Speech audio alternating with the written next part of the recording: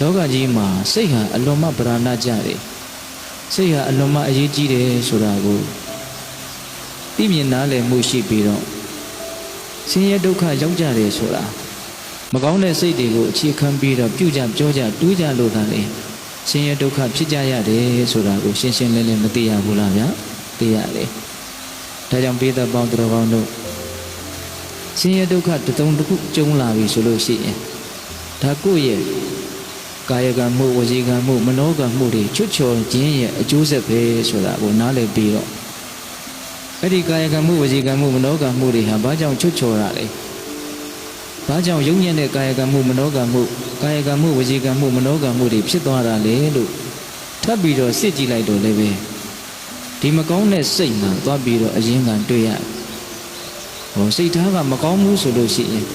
ဒီနေရာဖြင့်မကောင်းတဲ့စိတ်ကလေးဖြစ်နေတဲ့အခိုက်ဆိုလို့ရှိရင်အဲ့ဒီအချိန်မှာပြောလိုက်မယ်ဆိုရင်မကောင်းတဲ့အပြောဖြစ်တော့မယ်မကောင်းတဲ့စိတ်ကလေးဖြစ်နေတဲ့အခိုက်မှာ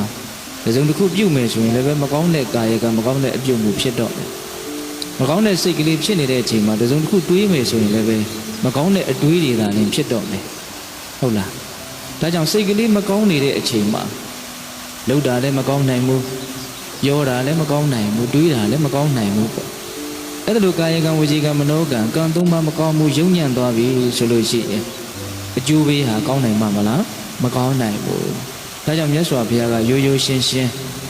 အလုံးမအစွမ်းတတ္တိကြီးလာတဲ့ဒီနံတရားတွေထဲမှာစိတ်ဆိုတဲ့တရားဟာတကယ့်ခေါင်းဆောင်ပဲတကယ့်အဓိကကြတဲ့တကယ့်အကြီးအမှုပဲလို့အဲ့လိုအစချပြီးတော့အဲ့လိုခေါင်းဆောင်ဖြစ်တဲ့အကြီးအမှုဖြစ်တဲ့ဒီစိတ်ကလေးကောင်းဖို့အရေးကြီးတဲ့အကြောင်းကိုမကောင်းတဲ့စိတ်နဲ့သာနဲ့ပြုကြပြောကြမယ်ဆိုလို့ရှိရင်ဆင်းရဲဒုက္ခတွေကတော့ဖြစ်နေမှာပဲတဲ့ဝင်ဆောင်နွားလန်းခြေရာရဲ့နောက်ကိုလှဲပိန်းရာဟာအစင်လိုက်နေတယ်လို့မျိုးလို့ဥပမာလေးထပ်ပြီးတော့မပေးဘူးလားဗျာပေးတယ်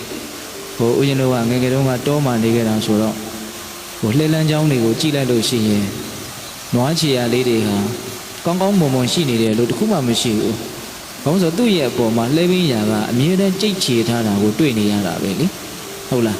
နွားခြေရာလေးတွေဟာပုံမြပန်းပြဖြစ်နေတာပဲအဲ့လိုပဲဦးဇင်းတို့လူလောကကြီးမှာဒုက္ခတရားတွေနဲ့ပုံပြပန်းပြဖြစ်နေကြတဲ့ဒုက္ခတရားတွေရဲ့ကြိတ်ချေတာကိုခံနေရတဲ့တတ္တဝါတွေကိုကြည့်လိုက်မယ်ဆိုလို့ရှိရင်ဒါတူတူကိုကိုပါပဲဒီမကောင်းတဲ့စိတ်တွေကိုအခြေခံပြီးတော့ပြုခဲ့တဲ့ပြောခဲ့တဲ့ကံတရားတွေရှိနေတယ်ဆိုတာမသိတာဘူးလားသိတာလေ